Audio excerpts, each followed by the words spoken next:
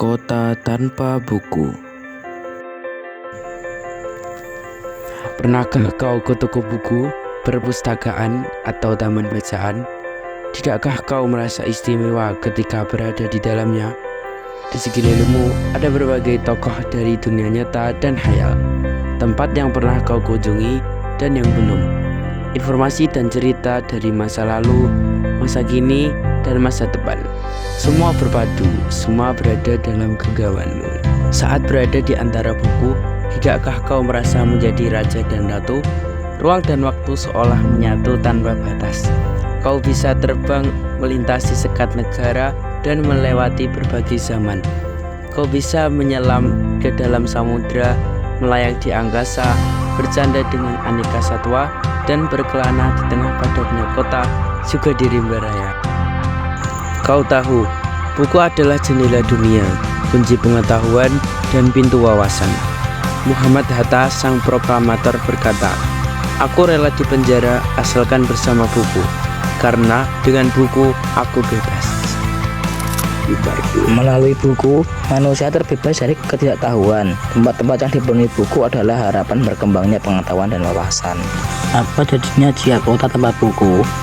Pantaskah dia disebut kota? Di kota itu mungkin kabar datang dari sumber lain, dari koran, televisi, atau internet. Mungkin informasi dan cerita datang dari cerita nenek moyang. Bagi dongeng-dongeng sebelum tidur, irama warganya pun tiada beda. Bangun pagi, bertebaran di muka bumi untuk berbagai keperluan untuk kembali pulang siang atau sore harinya. Setelah itu mereka berangkat tidur dan memulai lagi hari berikutnya. Semua serupa. Di kota itu mungkin ada bangunan bernama perpustakaan. Di dalamnya buku-buku berdiri dalam rak yang tak terjamah. Tiada tangan meraih dan membuka halaman demi halaman dengan sukacita.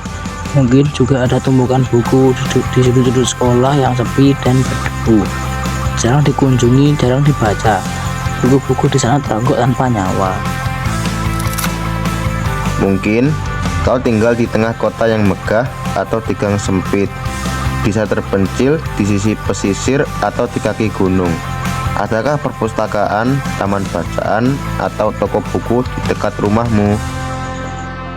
Jika ada, apakah tempat itu menjadi wadah berkumpulnya anak-anak dan warga, menjadi pusat berkembangnya wawasan dan pengetahuan, atau hanya menjadi pajangan? Maukah kau menjadi orang yang menghidupkannya? Kau bisa mengunjunginya dan mengajak teman-teman membaca dan berbagi cerita di sana. Jadikan tempat itu sumber kegembiraan dan pengetahuan. Jika tempat itu belum ada, maukah kau menjadi orang yang mulai menghadirkannya? Kau bisa memulainya dari sebuah sudut di teras rumahmu. Ajak teman-temanmu memulai langkah baru. Jangan biarkan waktu berlalu tanpa buku. Siapapun dirimu, bersahabatlah dengan buku. Dia akan menjadi teman setiamu sepanjang waktu.